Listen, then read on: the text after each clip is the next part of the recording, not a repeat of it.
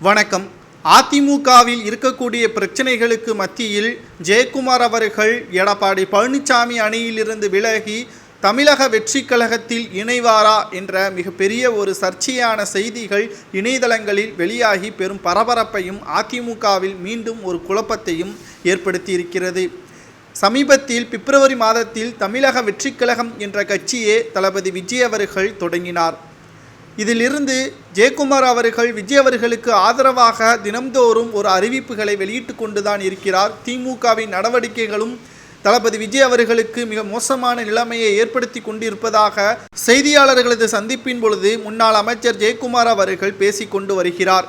இந்த ஒரு சூழ்நிலையில்தான் தற்பொழுது ஜெயக்குமார் அவர்கள் அதிமுகவில் இருந்து விலகி விஜய் அவர்களது கட்சியில் இணைவதற்கு வாய்ப்புகள் இருப்பதாக அதிமுகவின் அரசியல் வட்டாரத்தில் செயல்பாடுகள் குறித்து தற்பொழுது ரகசிய தகவல் ஒன்று கிடைக்கப்பெற்று இருக்கிறது.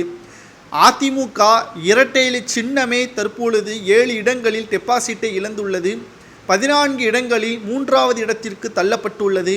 சரியான தலைமை இல்லை. இனி வரக்கூடிய அரசியல் காலகட்டத்தில் சரியான இடத்தில் இருந்தால் மட்டும்தான் அரசியலில் வெற்றி பெற முடியும், பதவியை தக்க வைத்து கொள்ள முடியும் என்பதற்கேற்ப ஜெயக்குமார் அவர்கள் விஜய் அவர்களுக்கு ஆதரவு அளிக்கப் போவதாக மறைமுகமான தகவல்களும் வெளியாகி இருக்கிறது.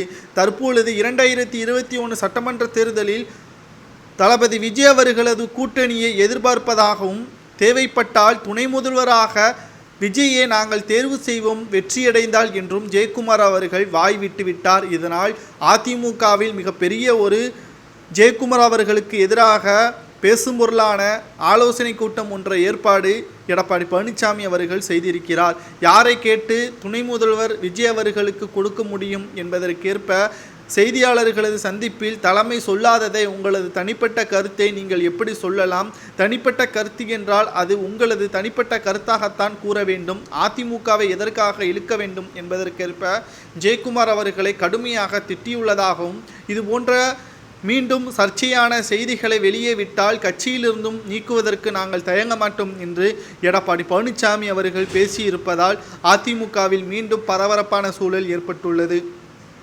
ஜெயக்குமார் அவர்கள் எடப்பாடியின் விசுவாசி என்பது நமது அனைவருக்கும் தெரியும். ஆனால் ஆட்சியை பிடிக்காத எடப்பாடியால் கட்சியை வழிநடத்த முடியவில்லை என்று மறைமுகமாக தாக்கியுள்ளதாக செய்திகளும் வெளியாகியிருக்கிறது.